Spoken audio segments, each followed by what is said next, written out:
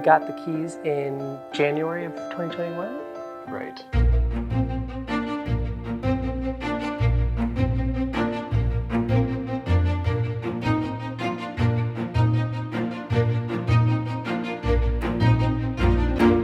When we got the house, it wasn't even entirely cleared out by the prior owners. We had quite a lot of disposal to do before we could even really begin demo. The house was built in 1906.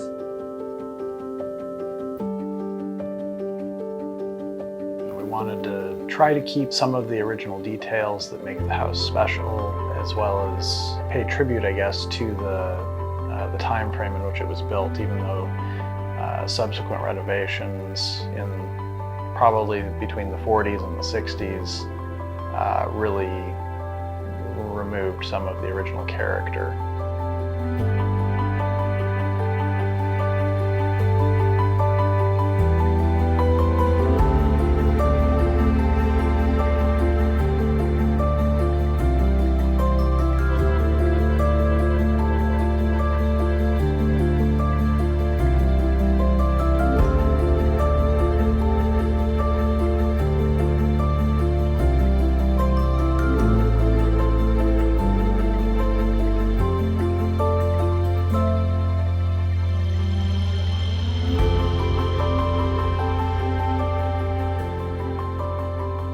There was an add-on that was done in the 40s. It seems like part of that addition was to add on a third bedroom and an exterior hallway that was essentially a covered patio. Eventually, that will be our primary bedroom and primary bathroom. So connecting it to the house was a big must-have for us. Once we sort of wrapped our heads around what it was we were trying to do, we were able to begin demo, I think, really within a few days of getting the keys. It was a lot of tearing back decades of renovations to get back to what was originally there. One of the first steps in demo was the ceilings. I think the entire house had a drop-down ceiling system built in.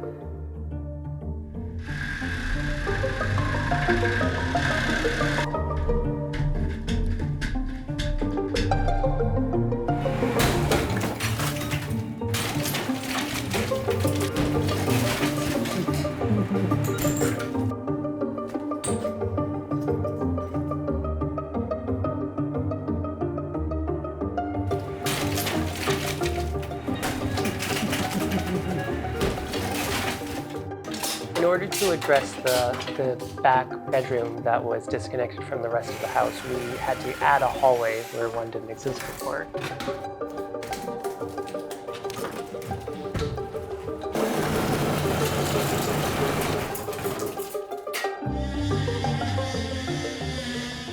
The best solution we could come up with was to take a little bit of space out of the middle bedroom and create a hallway that would lead you from the living room into the back bedroom.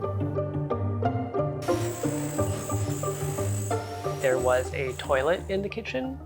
We decided to convert the toilet closet into a pantry. So that room is now our kitchen pantry.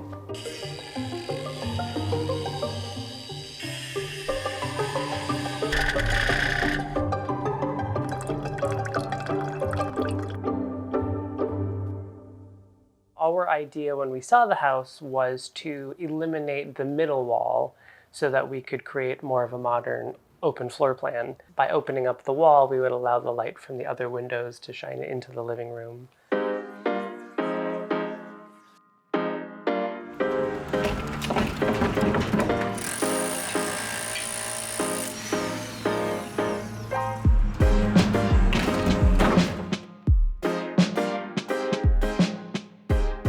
Once the fireplace and chimney were demoed, we were able to take down the wall that existed between the living room and kitchen.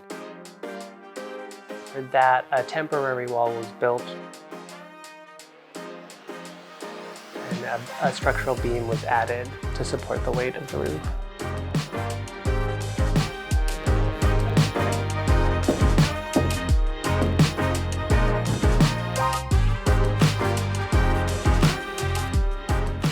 did have quite a bit of framing work to do. There was a lot of bolstering up the framing around windows and doors.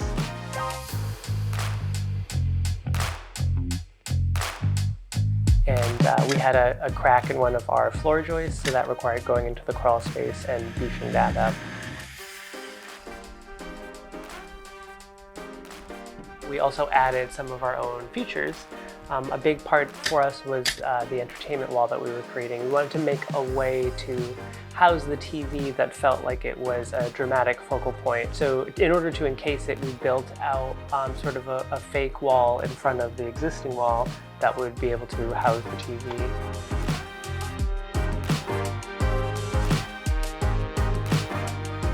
And in addition to that, we have a projector that drops down in front of the TV. So we built a box for the projector lift to hide inside the ceiling. I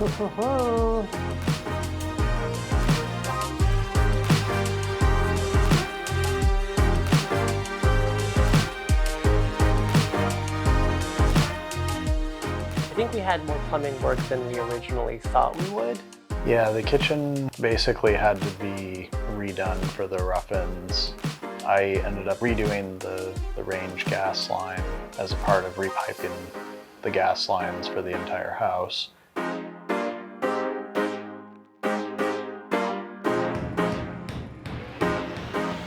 electrical system in this house was a real hodgepodge.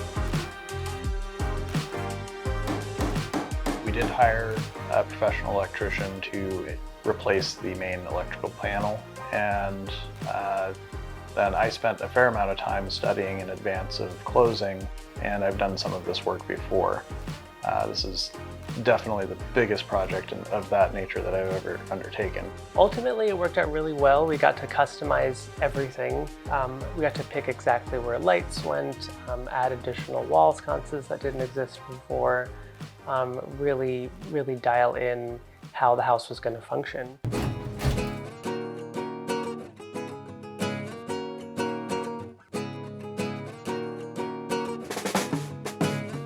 Unfortunately, none of the house had original windows. They had all been changed over the decades, so it's hard to kind of track when things got redone. But none of them were done properly. Most of the windows were installed really badly, so they all had to be replaced. We went with pretty basic vinyl windows, mainly due to budget concerns. They are, up to modern energy codes, low E, energy efficient.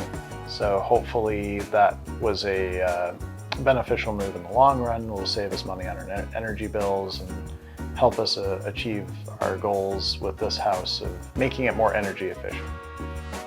We've insulated and sealed it up as best we can.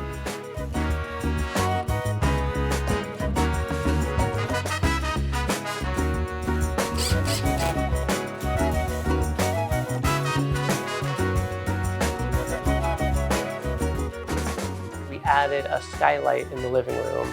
This was probably the best way to increase the lighting in the living room. The framing fits perfectly within one of the bays of the coffering in the ceiling.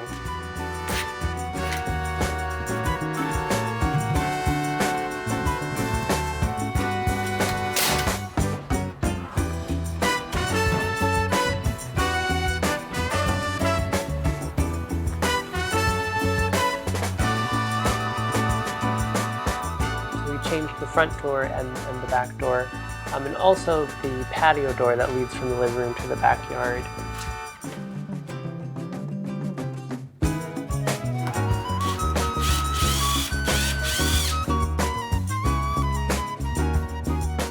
The bifold door for the patio certainly was an adventure to install.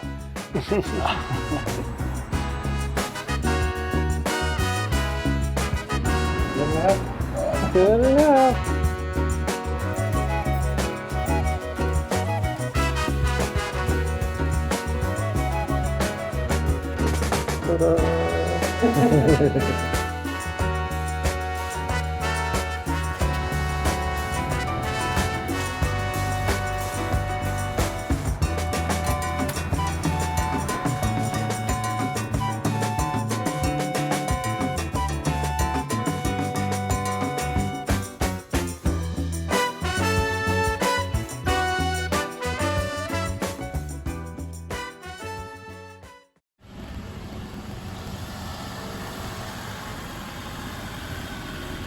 We were pretty excited by the time we got to the drywall phase. It felt like we were nearing a finish line, which obviously was not the case.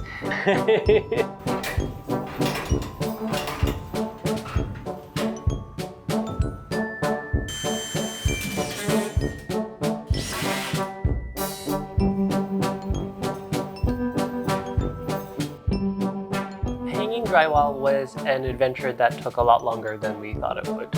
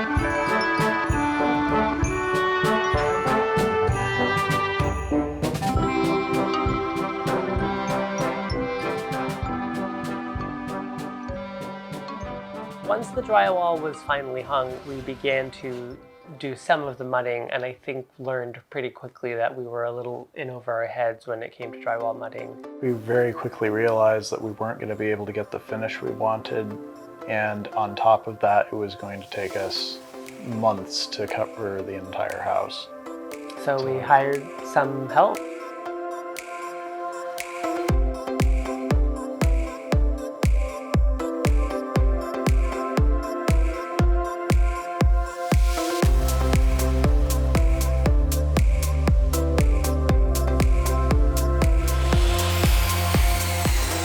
We tried to keep as much of the original woodwork as we could because the house had some beautiful wainscoting running along the living room. So we saved all of that, demoed kind of around it, and we saved, of course, the wooden coffering in the ceiling. In addition to saving a lot of the old trim, I tried to also use the wood from the house to recreate any bits of new trim that I added in the main living area.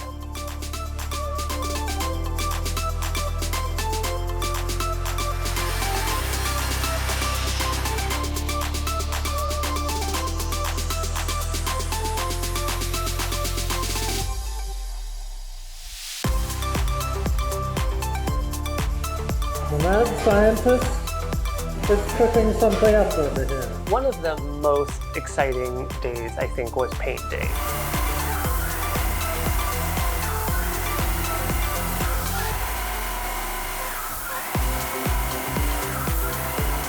We ended up spraying the entire interior of the living area, and it worked out perfectly. I think we finished it in a fraction of the time.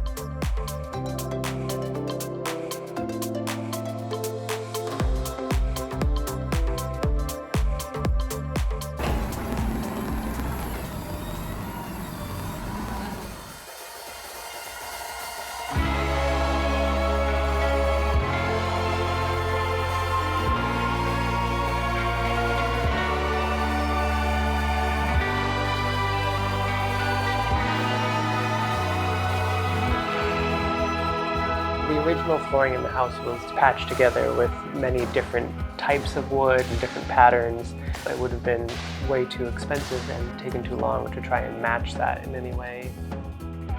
We decided to go with engineered hardwood.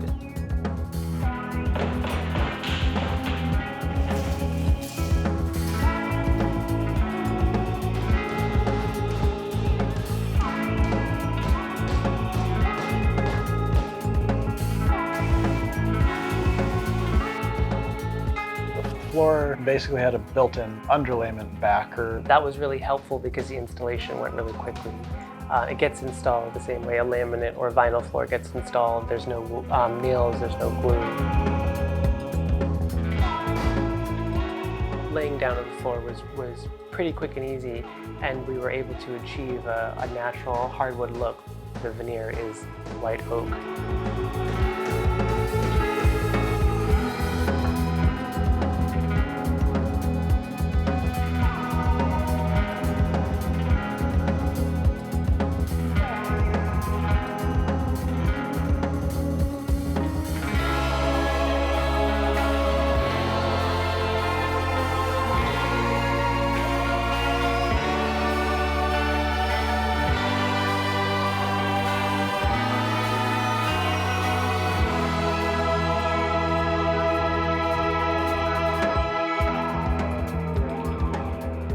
Any of the millwork that I created that was brand new, I tried to give it some character so it felt like it could have been original to the house. I added chamfer details and rounded edges where I could to sort of mimic the look of what might have originally been there.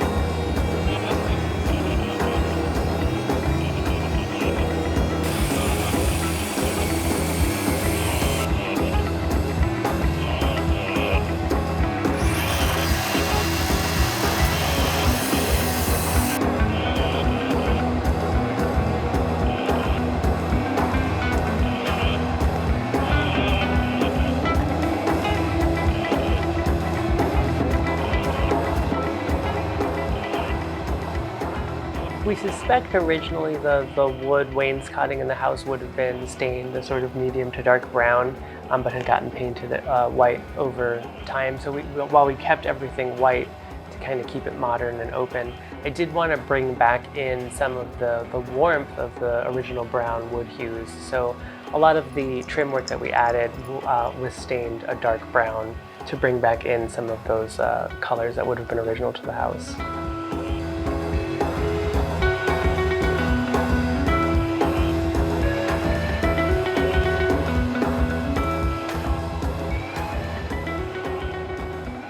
Living room is a 5.1 surround sound system.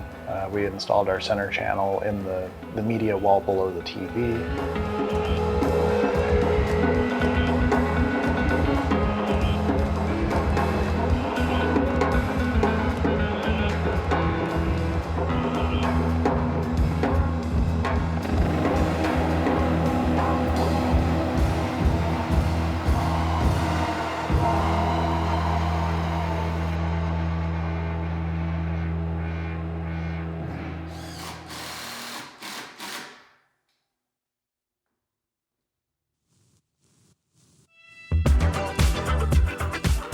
order to get the air handler into the attic, I installed a winch type lift in the attic and placed a pulley directly over the attic opening. We then strapped a lifting harness around the air handler and used that to get it up into the attic.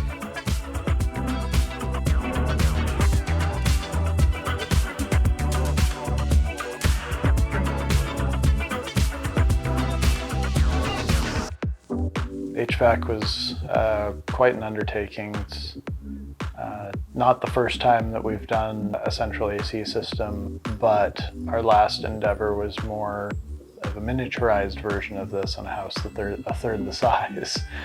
So this is the first time doing a full-size split system as opposed to like a ducted mini split.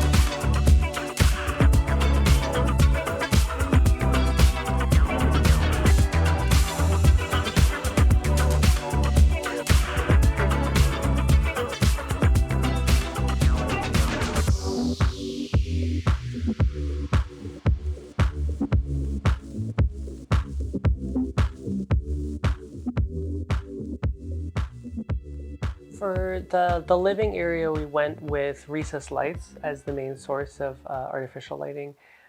In the kitchen, I wanted to go with ceiling mounted sort of drop down lights. I think it adds a little touch of old world antique to the kitchen and gives it kind of a softer glow.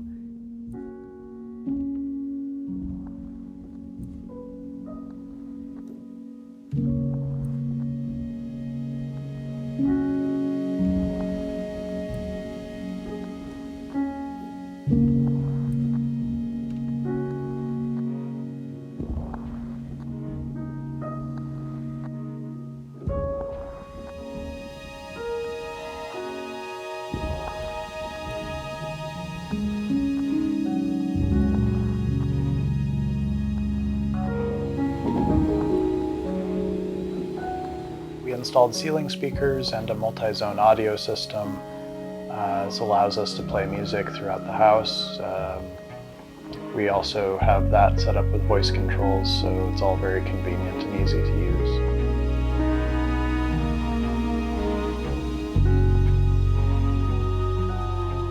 This is the first phase of the house that we've just completed, but we haven't touched the back bedroom and bath, which will be our primary bedroom and ensuite. That will be part of actually the third phase of the house.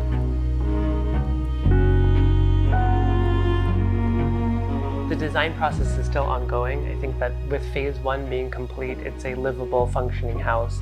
But there's still a lot of work left to do. There's a lot of woodworking projects still left to do. A lot of furniture is sort of temporary until we find or make better pieces. But we still have a long ways to go.